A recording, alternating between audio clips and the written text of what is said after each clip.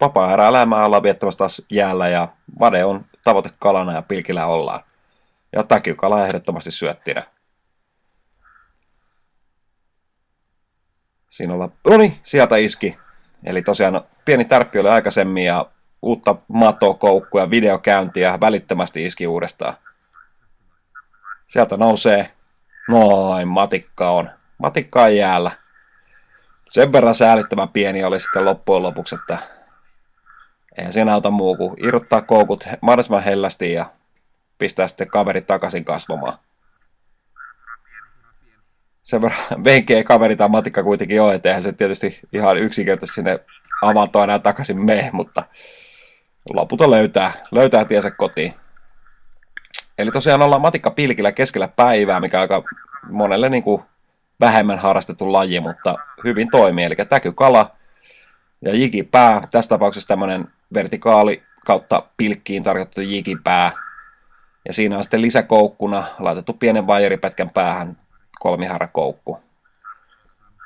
Ja se kolmihaarakoukku on paitsi siellä tartuttamassa kalaa, niin myöskin pitämässä täkykalaa paikallaan. Eli pujotetaan tuolta selkäävän takaa lihakseen kiinni. Ja silloin se on, me läheisesti järjestään kaikki kalat tarttuu tähän kolmihaarakoukkuun, mutta sen lisäksi se myöskin pitää täkykala paikallaan. Ja kyseisessä pilkissä on vielä sen lisäksi kolmihaarakoukku, värikoukku tuossa vatsan alla herättämässä lisää huomiota. Ja tässä matikkapilkissä niin tosiaan tärkeää on saada se viehe pohjaan, pommutella sitä pohjaa vasten ja pitää ihan siinä pohjan yläpuolella.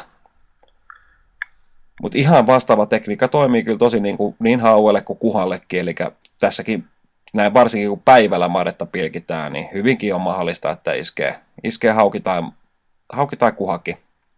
Joten ei muuta kuin taas viehe pohjaa ja jatketaan hommaa. Ja näissä matikoissa varsinkin, niin kun ne on niin pienellä alueella loppujen lopuksi, minne ne tulee kutemaan, niin kannattaa ehdottomasti samaa reikää tai viereisiä reikiä kalastaa vähän pidempäänkin. Siinä vaiheessa, kun ollaan huomioon saatu aikaiseksi, niin niitä kyllä ilmestyy lisää. Ja tässäkin tapauksessa oli jo tilasti laskettu pois, niin kuin kaikki muutkin päivän aikana saadut kalat, niin kutu on jo ohi ja kudun jälkeen on taas kova nälkä, niin sitä suuremmalla syyllä niin tämmöinen syöttipilkki toimii aivan loistavasti. Pikkasen alkaa kevättä olla ilmassa ja vettä jää päällä, mutta erittäin hieno keli kalastukselle. Tää on vapaa-elämää.